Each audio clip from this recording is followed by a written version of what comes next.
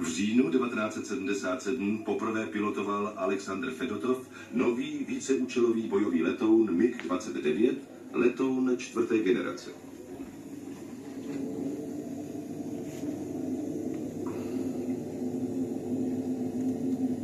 Bylo to poslední letadlo, jehož zkoušky Fedotov dokončil.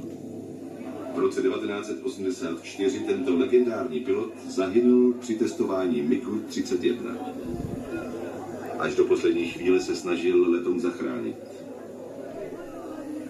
Na jeho počest po něm pojmenovali školu zkušebních pilotů.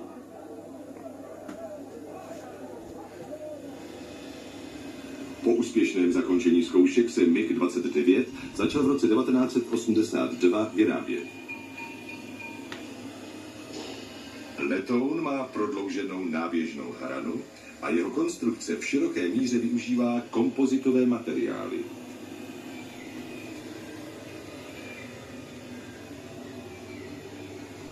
MiG-29 je poháněný dvěma motory RD-33 v gondolách pod trubem. Tyto motory mají poměr tahu k hmotnosti větší než 1.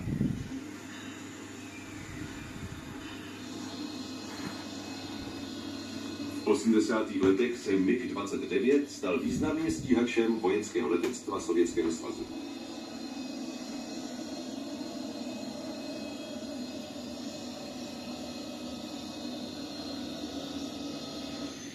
Tento letoun překonává všechny své předchůdce v obratnosti. Má malý poloměr zatáček, úhlová rychlost zatáčení je 26 stupňů a při malých rychlostech dokáže létat na velkém úhlu náběhu.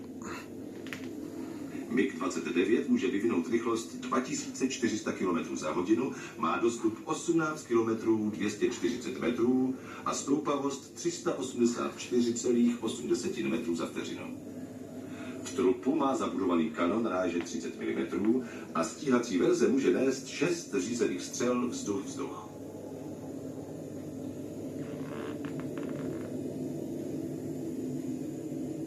Standardní vybavení se skládá ze 2 řízených střel R-27 středního dosahu, 2 řízených střel R-60 a 2 R-73 malého dosahu.